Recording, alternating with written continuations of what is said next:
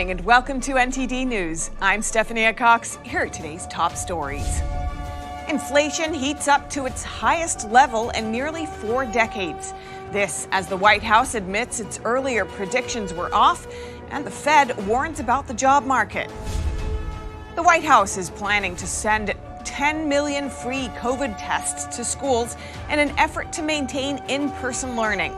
How many of these tests are being imported from China? A Ronald McDonald House charity is accused of preparing to evict severely sick children from its property. That's if they're not vaccinated against COVID-19. Parents are taking action. A historian and a teacher educator describe some of the propaganda tactics used in Nazi Germany to manipulate public opinion. And they say that today, social media uses some of those same tactics. And some Republicans and journalists are trying to determine whether the FBI was involved in the Capitol breach. The January 6th committee says no, but many are demanding more information.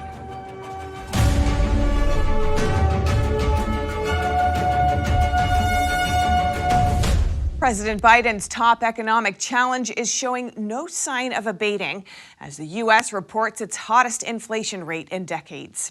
The price increases are eating into people's wages and threatening the job market. NTD's Iris Tao has more. 7 is often seen as a lucky number, but not this time. The steepest climb in prices since 1982. The Labor Department on Wednesday says inflation has jumped 7% in the year ending in December. And this was the White House questioned on what it got wrong about soaring inflation it once said was transitory. A number of projections and forecasts have come out differently than we anticipated. The Labor Department says the higher prices mean an average U.S. worker in fact got a 2.4% pay cut last year, despite seemingly higher wages. Washington flooded the market with more liquidity, which drove up prices because... Wall Street investor Charles Mizrahi told NTD that Biden's fiscal policy is what's behind the current inflation. Another expert points to supply chain issues. And until the supply chain returns to something what we would call normal on a sustained basis, we're likely to be contending with these outsized price increases. While acknowledging that the hike is still too high and squeezing family budgets, President Biden in a Wednesday statement touts the latest numbers as evidence that progress is being made in slowing the rate of price increases. This as the head of the Federal Reserve warns that high inflation is threatening the job market. If these high levels of inflation get entrenched in our economy and in people's thinking, then inevitably that will lead to much tighter monetary policy from us, and it could lead to a recession, and that will be bad for workers. Policymakers are signaling that a hike in interest rates could come as early as March. Iris Tao, NTD News.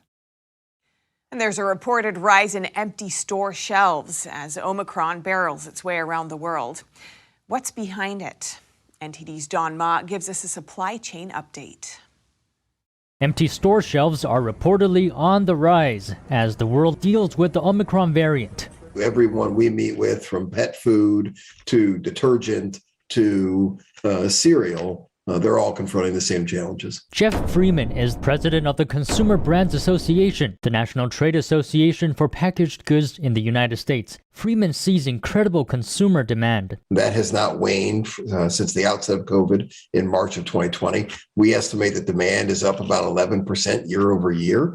That's incredible. Freeman says companies tell him they've had more positive COVID tests in the past 2 weeks than in all of 2020. This prevents people from working. You have COVID issues at ports around the world, workers not showing up because they're positive. Jake Phipps is the CEO of Phipps & Co., which brings building materials to real estate developers. Phipps says a shortage of truck drivers is one of the major problems. There's no truckers, so once I actually get a container out of the port, it's taken me an extra 3 to 5, 6 days of the container being held in a yard. Phipps says other factors also contribute to the lack of supply, such as high logistics costs, inflation, gas prices, and raw material movement around the world. Don Ma, NTD News.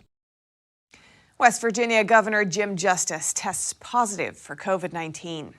The 70-year-old governor is fully vaccinated and boosted. He says he feels extremely unwell at this point. Justice was scheduled to deliver his State of the State address later today, but now he's isolating at home, and the address will be delivered to West Virginia's legislature by written message. He will postpone his in-person address to a later date. Justice developed a headache and high fever yesterday. He also had high blood pressure and an increased heart rate. The Republican governor said that he's surprised that his test results came back positive, and he's thankful that he's vaccinated. And in an effort to keep schools safely open, the White House COVID response team today announced plans to send millions of free test kits to schools. But some lawmakers are raising concerns about importing these tests from China. NTD's Melina Wisecup has more on that and the latest updates on the virus. The White House COVID response team today gave an update on the virus. There's been between a 33 and 47% increase in cases, hospitalizations, and deaths over the past week. But the CDC director noted that most of these deaths are a lag from the Delta variant, since data shows that the Omicron variant is less severe. As of right now, around 98% of cases across the country are from the Omicron variant. Is that virtually everybody is going to wind up getting exposed and likely get infected. Death rates are down from Omicron of about 91%. The team also announced efforts to advance new therapies and acknowledged that schools should stay open. The president is clear. The nation's schools can and should be open. And we have given state and local leaders the resources to ensure they can be open. To help keep classes running smoothly, the administration is sending 10 million test kits to schools per month, 5 million lab tests, and 5 million rapid tests. The administration is still working to distribute 500 million tests to Americans' homes. Some of these rapid tests are made in China, including at least 2 widely available antigen tests. This is sparking national security concerns for some. Senator Rick Scott wrote in a letter to the Biden administration asking that 0 tax dollars go to the Chinese communist regime for these tests because, quote, every dollar spent on COVID-19 tests manufactured in communist China goes directly to supporting General Secretary Xi and his genocidal regime. Scott also wants to ensure that our fight against COVID-19 both supports American jobs and holds Communist China accountable for the virus it's unleashed on the American people. So exactly how many of these tests are coming from China? I specifically asked Health and Human Services and the White House about this and how they're taking steps to protect the country on the national security front while they're still relying on the regime, at least to some extent, for these rapid tests. So far, I haven't gotten a response, but I will be sure to follow up and keep you updated as we find out more. Reporting in Washington, D.C., Melina Wisecup, NTD News. Getting sick isn't pleasant, but here's an upside for anyone recovering from the common cold. A study says that a type of cells generated in people with the cold may give them a natural layer of protection against COVID-19 infection. The Imperial College London says it's found novel evidence about T cells generated in patients infected with coronaviruses, such as the common cold. According to the college, people with high levels of T cells have a reduced risk of becoming infected with COVID-19. The protection these cells offer against COVID has been recognized before, but this study concluded that T cells can prevent infection altogether. An author of the study emphasized that while this is an important discovery, no one should rely on this alone to protect themselves against the virus. The scientist added that vaccines offer the best protection. And for some people, the paycheck hinges on their proof of vaccination. Without that, they'll lose their jobs. But it looks like this vaccinate or leave policy is now stretching its reach into charities. A family is accusing a Ronald McDonald house in Canada of planning to evict ill children unless they're vaccinated. NTD's Miguel Moreno tells us what happened.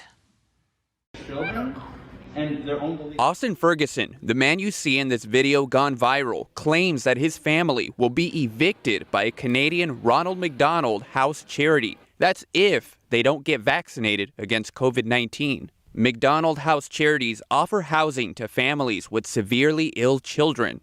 A McDonald House letter that Ferguson shared with a Canadian media company says occupants aged 5 and up have till January 31st to get vaccinated. Here's Ferguson complaining about the policy to a McDonald House staff member. You're evicting kids with leukemia, kids who have strokes, kids with Down syndrome. Do you understand how evil this is? We can't confirm whether kids who suffer strokes and have Down syndrome are staying at the British Columbia charity.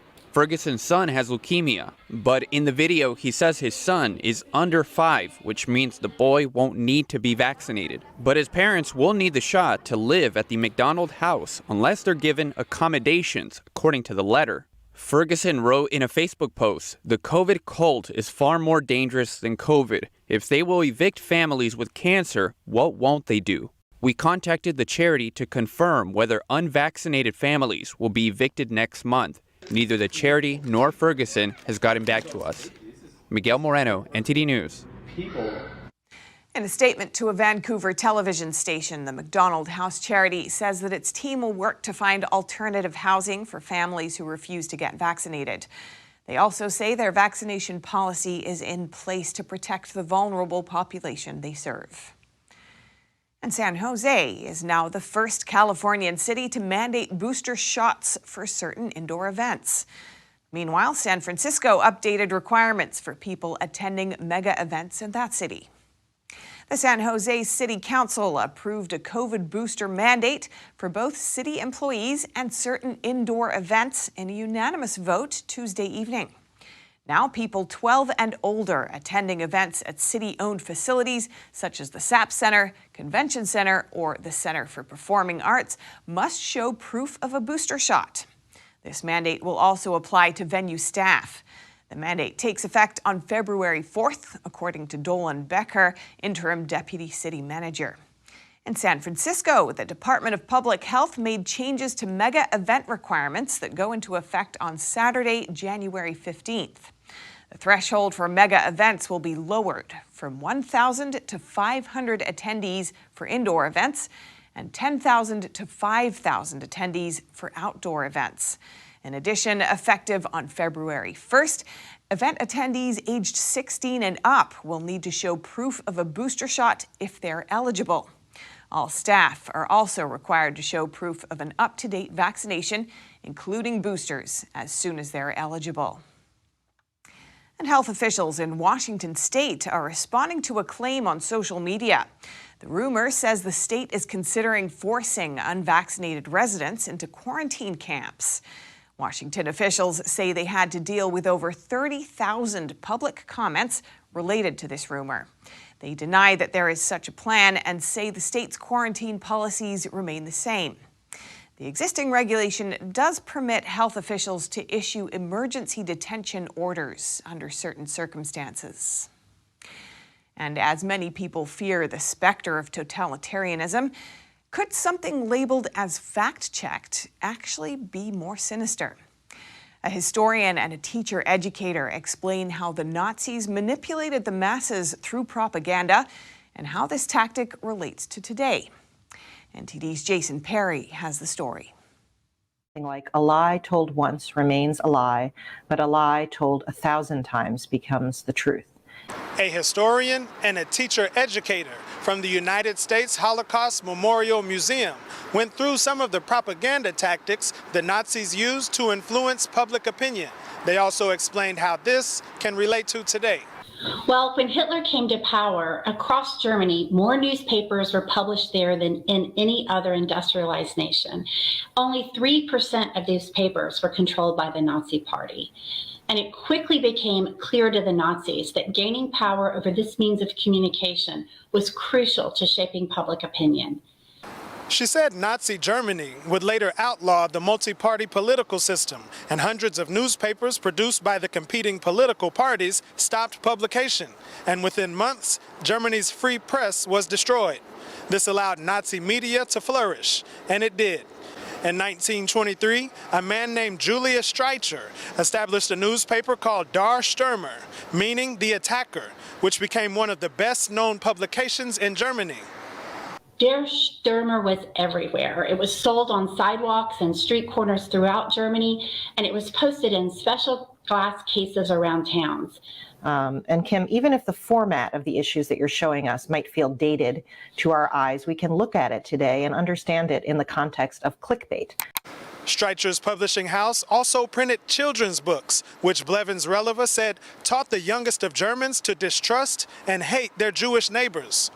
And later in 1933, Hitler appointed Joseph Goebbels as the head of the newly established Reich Ministry of Propaganda, where he controlled nearly all aspects of German culture, including the press, the new sleek design radio, and even film. Sie sind hinterlistig, feige und grausam und treten meist in großen Scharen auf. Sie stellen unter den Tieren das Element der heimtückischen unterirdischen Zerstörung dar. Nicht anders als die Juden unter den Menschen. Wir erkennen, dass hier ein Pestherd liegt, der die Gesundheit der arischen Völker bedroht. This was a popular film called The Eternal Jew, which aired in 1940, the year before the start of the Holocaust, which about 6 million Jews were murdered. Kim Blevins Releva recommends that people take the time to carefully analyze images and messages they see on social media, and then ask themselves, who created it? What's being asserted? And why would they create it and want to share it? And most importantly, is there any evidence to back up what's being asserted in the image or meme? Jason Perry, NTD News, New York. The casket of former Senator Harry Reid is lying in state at the U.S. Capitol. Colleagues and friends gather to pay tribute to the former Senate Majority Leader. It is here where he served for more than 3 decades representing his beloved home state of Nevada, including 2 terms in the House of Representatives. Tough as nails, a fighter to his core, but one of the most compassionate individuals. Reid was the Senate Democratic leader for a dozen years, including 8 years as the Majority Leader. After a 4-year battle with pancreatic cancer, Reid died last month at age 82. And in Florida, a Democratic candidate won a special election yesterday. Congresswoman-elect Sheila Sherfulis McCormick will fill a vacant congressional seat that covers parts of Fort Lauderdale and West Palm Beach. The seat was left vacant when late Congressman Alcee Hastings died of cancer in April last year. The district is one of the most Democratic in Florida. Sherfulis McCormick won 79% of the votes. Her Republican opponent, Jason Mariner, won about 20%. Voter turnout was extremely low, only 11%. The Congresswoman-elect is flying to Washington, D.C. today. She's expected to be sworn in tomorrow. The party makeup of the House is now 222 Democrats versus 212 Republicans. But Sherfulis McCormick will still have to defend her seat in the primaries this August. And coming up, 2021 was the deadliest year for officers in line of duty so far. COVID played a big role, but gun-related incidents also contributed to the grim milestone. And an unprecedented $14 billion to address homelessness in California. Governor Newsom's new budget proposal include moving the homeless into permanent facilities. Stay tuned for more here on NTD News.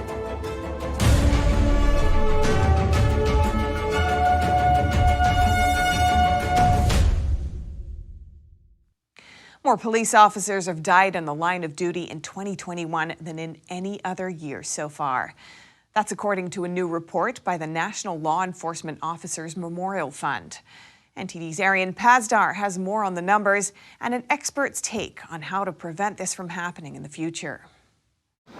Over 450 officers have died in the line of duty in 2021. That's over 50% more than the almost 300 in 2020. Now, most of them were COVID-related casualties, but the number of gun-related fatalities has also increased dramatically. 62 officers were killed in gun-related incidents in 2021. That's a 38% increase over the same period in 2020. These occurred, for example, while investigating, attempting to arrest someone, or responding to domestic violence. But the majority of gun-related killings were ambush attacks on officers. So what might be causing people to facilitate such an attack? Lack of respect, hatred for law enforcement is part of it. You see more ambushes and things like this happening of just an officer sitting in their vehicle and they're gunned down. Jim Feuder is a public safety advisor. He says trust between the police and citizens has to be restored in order to prevent such attacks.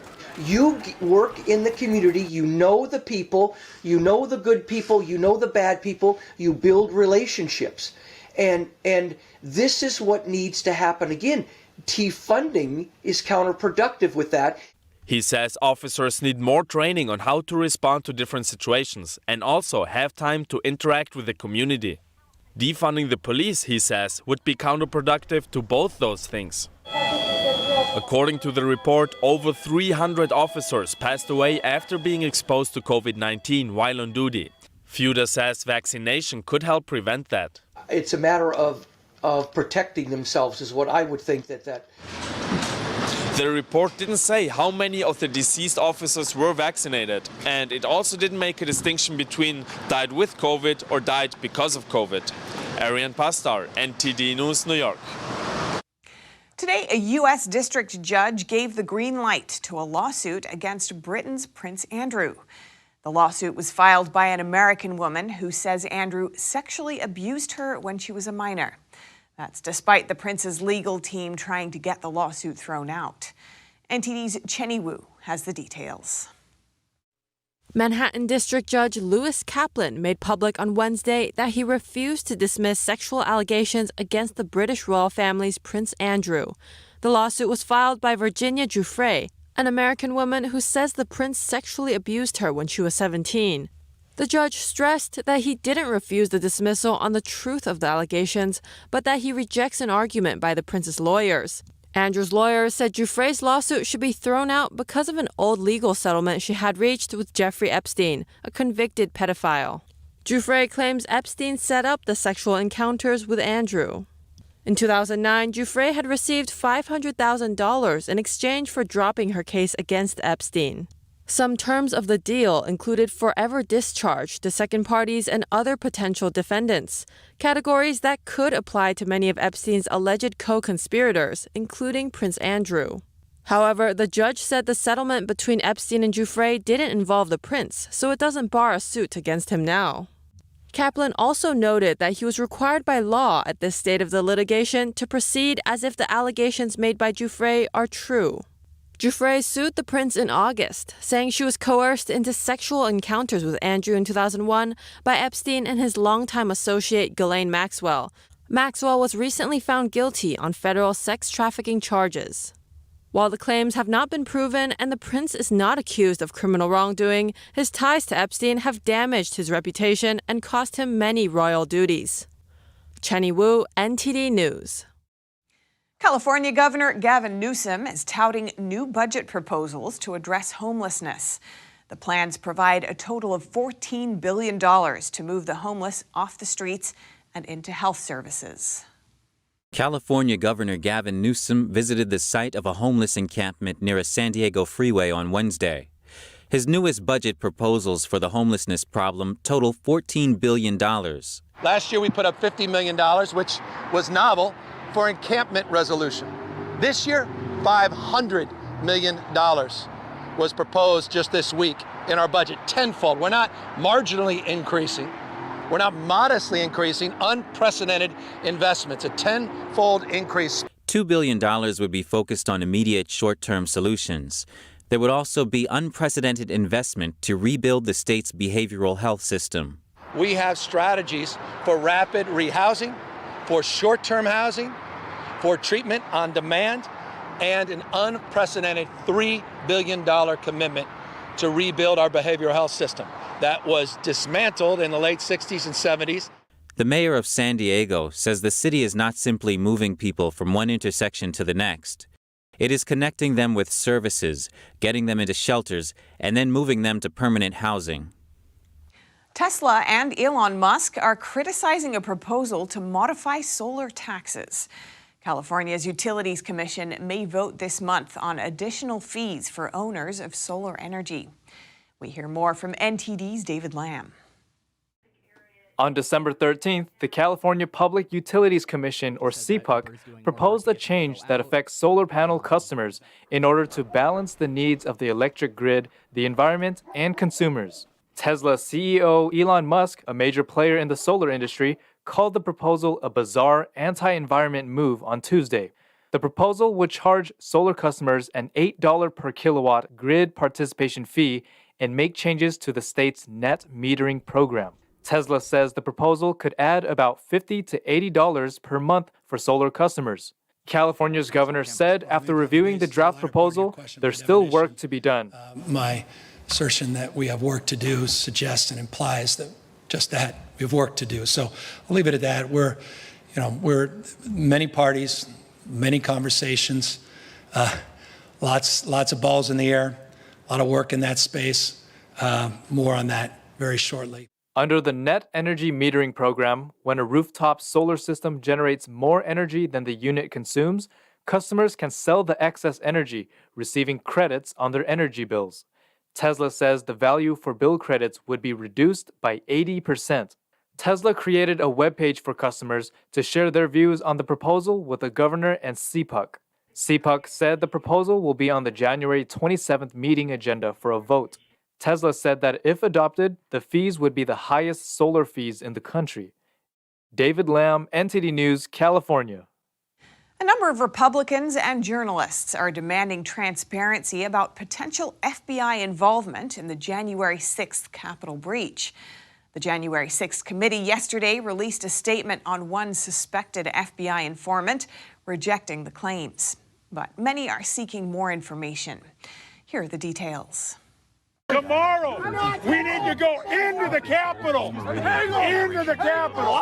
Who is Ray Epps and what role did he play on January 6th?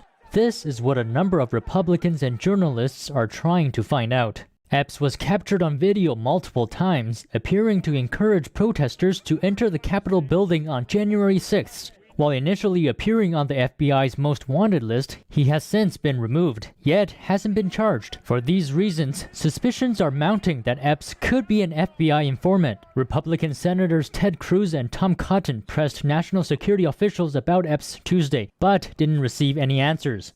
Following the hearing, the January 6th committee issued a statement saying the committee has interviewed Epps. Epps informed us that he was not employed by, working with, or acting on the direction of any law enforcement agency. Representative Adam Kinzinger, one of the two Republicans on the committee, further commented on Epps over Twitter. He didn't enter the Capitol on January 6 and was removed from the most wanted list because apparently he broke no laws. I'm pretty sure the FBI wouldn't be dumb enough to put their own agent on a wanted list. But the committee's response hasn't quelled questions. Numerous journalists, pundits, and citizens alike are demanding that the transcript of Epps' interview be released. Some are asking whether Epps was under oath and why he wasn't charged with incitement. Political commentator and filmmaker Mike Cernovich, who's been supportive of the J6 committee, wrote on Twitter, "Release all of these transcripts and the 14,000 hours of video footage. It'll heal the country with the truth." Journalist and lawyer Glenn Greenwald told The Hills Rising, though important, questions about Epps shouldn't distract from getting answers about broader potential FBI involvement. Greenwald likened the purpose of the January 6th committee to that of the 9/11 Commission and said the committee isn't pursuing key questions. One of the critical questions that the 9/11 Commission examined was what role did the FBI and the other security state agencies play in the failures that led up to 9/11? Why didn't they detect that plot? What is it that they knew? What information were they in possession of in advance that they failed to use it to stop, and why? The January 6th committee seems to have zero interest in any of those questions. Republicans, too, are demanding answers about federal involvement. Representatives Thomas Massie and Chip Roy noted on Twitter that Attorney General Merrick Garland wouldn't provide answers when questioned about it during an October hearing. Roy asked of the national security officials who testified Tuesday, why can't they answer some 3 months later? While some Democrats and pundits are calling potential FBI involvement in the Capitol breach a conspiracy theory, others say it's a matter of transparency and note that FBI informations have been used before, like in the plot to kidnap Michigan Governor Gretchen Whitmer. Ray Epps' attorney told the Epoch Times today that federal law enforcement has interviewed Epps and that Epps is not an FBI informant. The attorney also denied that Epps had any deals with the FBI. Coming up, ahead of a busy travel season, China suspends more U.S. flights, practically closing its borders to travelers. Stay tuned for more after the break.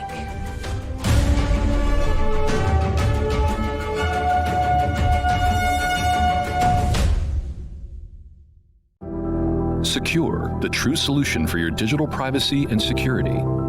Secure is a private and secure messaging and email solution hosted in Switzerland, using military-grade encryption and Swiss privacy laws, giving you true privacy. Secure is 100% private and does not collect or sell any of your personal data. Secure's Helix technology connects you securely to our Swiss servers without the need of a VPN, guaranteeing privacy and security for all your communications. Secure Messenger doesn't require your phone number or any personal data that hackers target. Chat by Invites allows you to chat privately and securely with anyone outside of your secure network without the need for others to download Secure. Secure Send offers you a private and secure way to email anyone outside of Secure. You won't find this level of privacy or security on any other email or instant messaging application. Visit secure.com. Regain and protect your privacy today.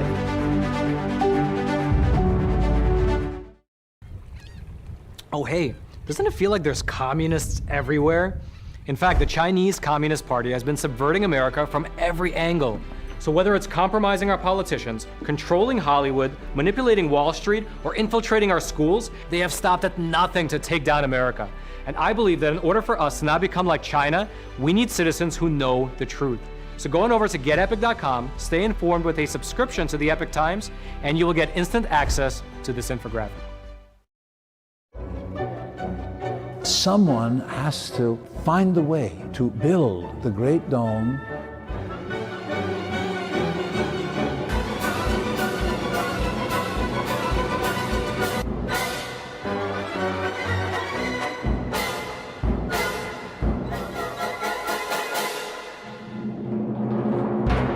Completely new, completely original.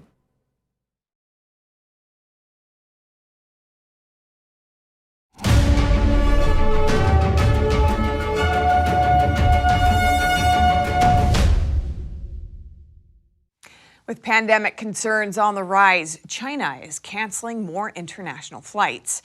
Since the new year, Beijing has suspended nearly 100 flights from the United States alone. The travel halt comes just ahead of the popular Chinese New Year holiday and the start of the Winter Olympics. NTD's Tiffany Meyer has more. It's a bad time for travelers headed to or from China. Beijing just suspended 6 more incoming flights from the U.S. on Wednesday, all of them scheduled for the coming weeks. That's as it scrambles to contain local virus outbreaks. Officials also halted another 6 flights from France and Canada. The cut marks the 70th such cancellation this year, and it's not over. Next on the chopping block, 2 United Airlines flights from San Francisco to Shanghai and 4 China Southern Airlines flights from Los Angeles to Guangzhou.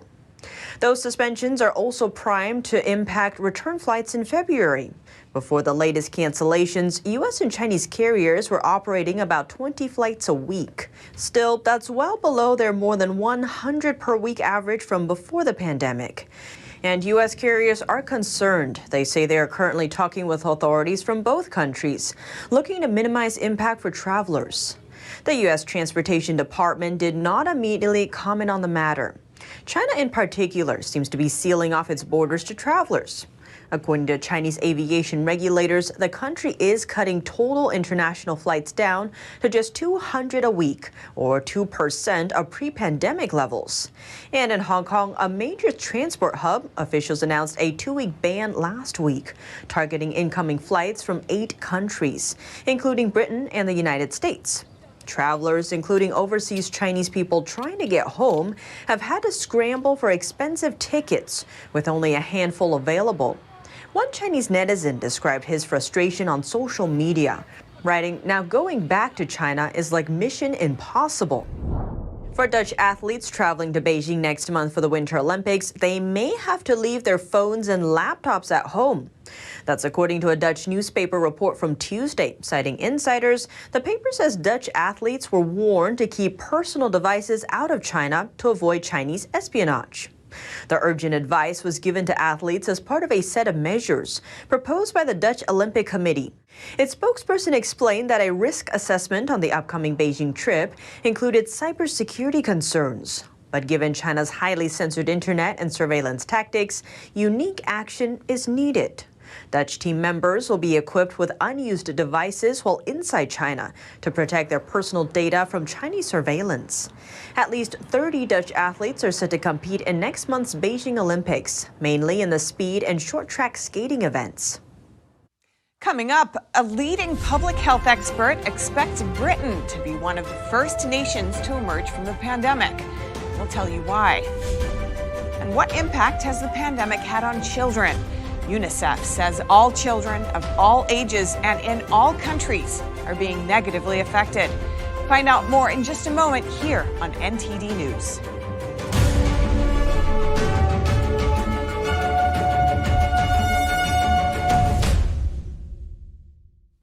Health experts are discussing the world emerging from the pandemic, with the UK being one of the first countries to see COVID-19 become part of the life, like the common cold.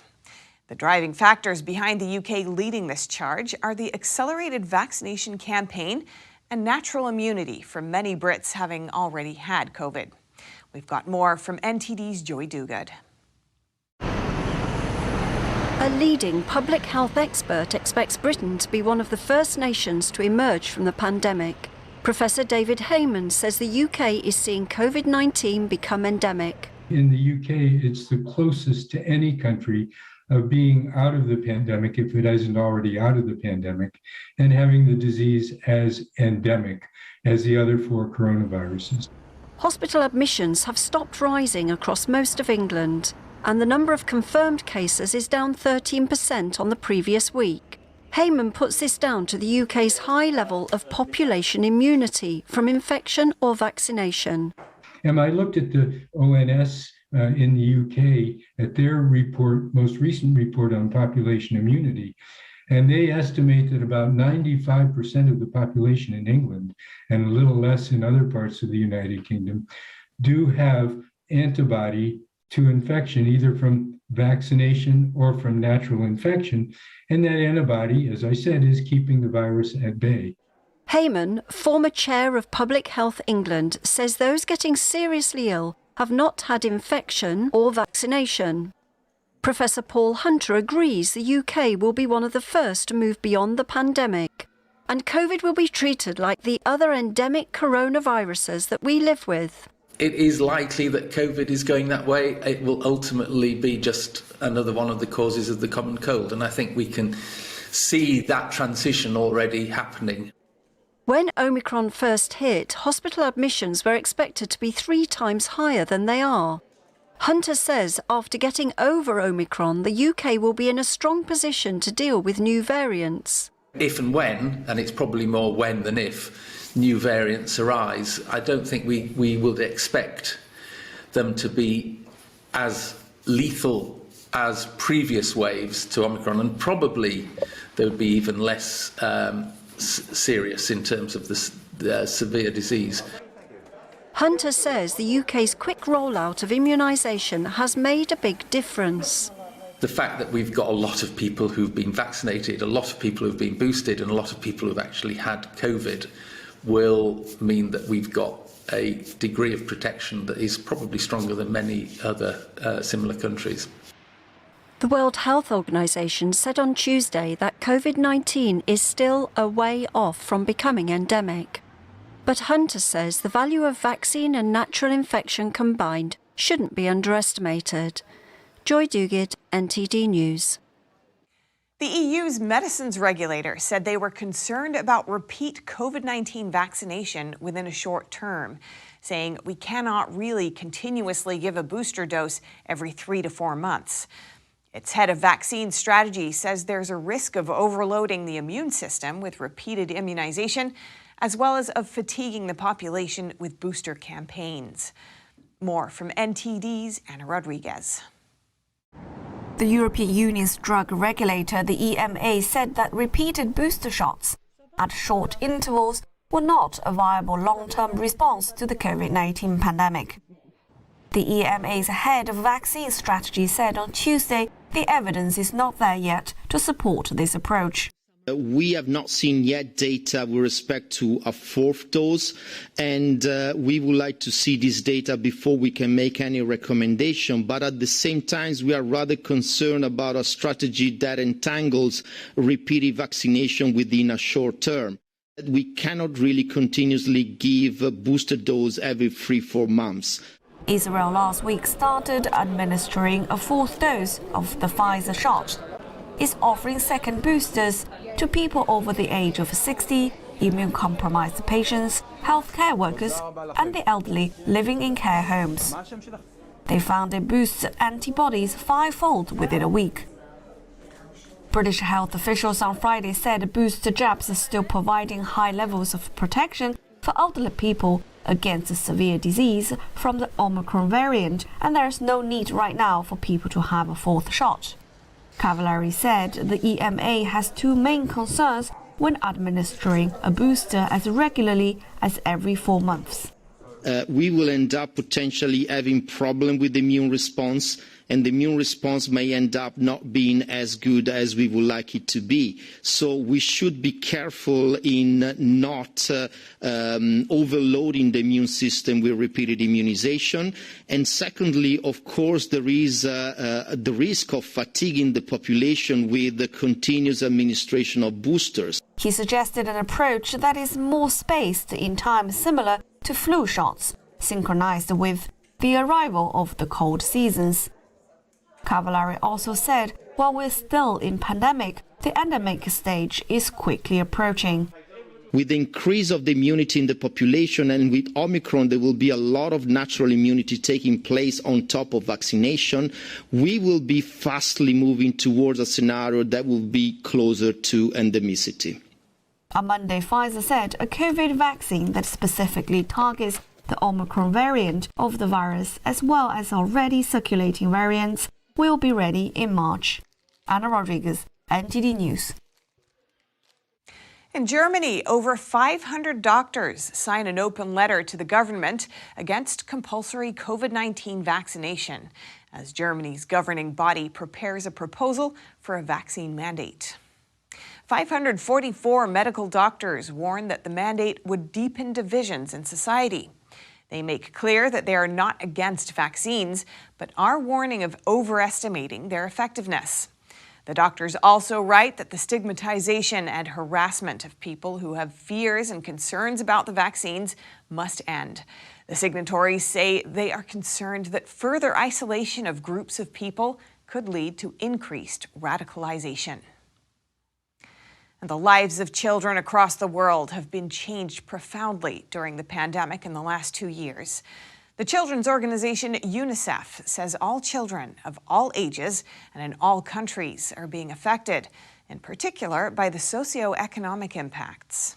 Researchers found that the disruption of routines caused some children's educational attainment to drop, and that isolation measures may inadvertently do more harm than good. NTD's Joy Dogood has the story. Psychologists and education specialists across the Atlantic are examining the impact of the pandemic on children's lives. Neurodevelopmental pediatrician Viren Desar said the isolation measures definitely had an impact on the development of children that could be seen upon their return to school. They just seemed like they were on edge, and almost like they were sort of being reintroduced to their surroundings a little bit. According to the children's organization UNICEF, children in the poorest countries, neighborhoods, and in disadvantaged or vulnerable situations are affected by the pandemic the most. Desar said many young children found their carers and routines changed unexpectedly. There were parents who had lost their jobs, and because of that, there were other family members who might have taken care of these children, but now the parents were taking care of them, or the other way around. Parents didn't have the luxury to choose their time of work. Amelia Roberts from University College London says children from poorer, vulnerable homes are finding the return to school difficult. So some children will thrive, and they are thriving. other children are really struggling. So some children may be falling behind in English and maths because they weren't able to access the learning at home. Dessar said schools in his region of the US are also seeing lower educational attainment in tests. There has been a drop-off. There has been a drop-off in certain areas and certain school districts that have been affected more than others in terms of the competence and the levels that the students were expected to attain with reading and with math. There has been some concern about the introduction of face masks into schools to contain the spread of the virus and its variants. Dessar says the benefits of being back in school outweigh any of these problems. The drive for social interaction, the drive for socialization, that very human element that we all have and learn from and develop from, that far exceeds any effect and discomfort that wearing a mask might have. But Roberts warns teachers need to be aware of the difficulties in communication posed by the face masks. So when you cover the lower part of the face, you impact on the ability to communicate, interpret, and mimic your peers and your teachers. She said it's important that teachers communicate more clearly or find other ways to communicate. For example, by using videos, more pictures or more written material. Joy Dugid, NTD News. Coming up, in a Polish forest, a brown bear cub was found in critical condition. It's being taken care of in a rehabilitation center. Brown bears are a rare species in Poland. And this morning, the newly crowned Miss Universe visited New York City. She celebrated her recent win in the international competition and her impending move to the Big Apple. Find out more in just a moment here on NTD News.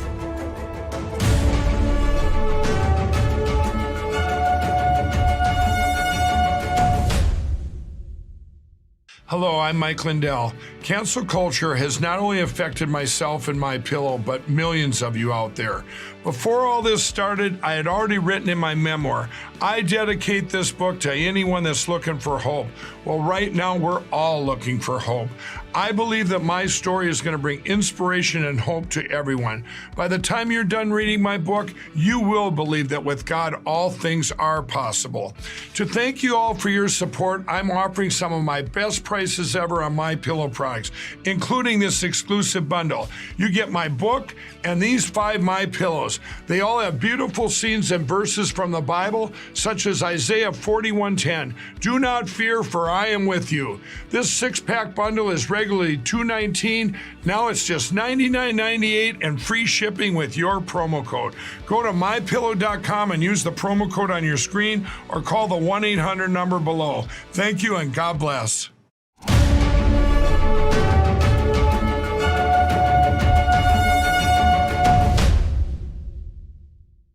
Rescuers say a brown bear cub found exhausted and alone in snowy woods in southeastern Poland is improving, but remains in a life-threatening condition.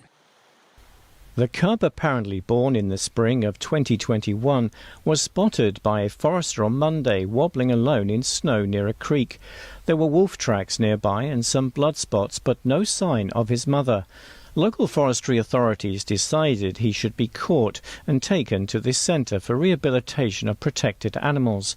He was given medication and put in a warm hut overnight. The veterinarian caring for him said there was a good sign early on Tuesday morning, as the young male named Ada had eaten 2 meals. But they said he's in serious condition, with advanced neurological symptoms persisting. They added it could be from exhaustion, from some infection of the nervous system, or from parasites. According to local foresters, the aim is to eventually release the cub back into nature. Brown bears in Poland number no more than some 100 animals. Neil Woodrow, NTD News. The newly crowned Miss Universe visited the top of the Empire State Building in New York City this morning. She celebrated her recent win in the international competition and her impending move to the Big Apple. Here's more. 21-year-old Harnaz Sandhu is India's first winner in 20 years. I'm so excited to start my journey, and this is my very first time in New York, very first time in Empire State Building, and I'm exploring more about this place and I'm loving it. Harnaz is a women's rights advocate. She's also an actress and is scheduled to have 2 Punjabi films released this year. She says she's excited to go back to India before beginning her reign in the U.S. Especially Golden Temple is one of the most go-to place, and it's the holy place, and I'm so excited for my homecoming. That would be my first place to go visit, to take all the positive vibes, to start my journey with God's blessings. Harnaz will live in New York for 1 year as part of her official duties. And that's all for today's news. Thanks for tuning in. I'm Stephanie Cox.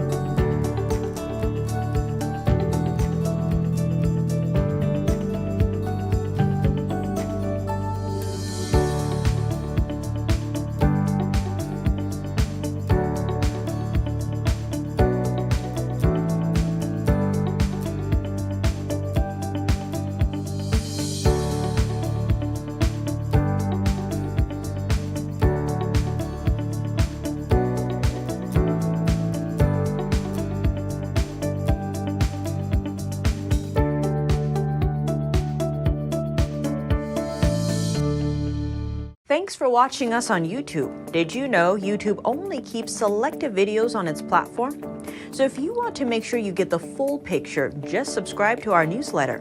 Go to newsletter.ntd.com and sign up. It's free.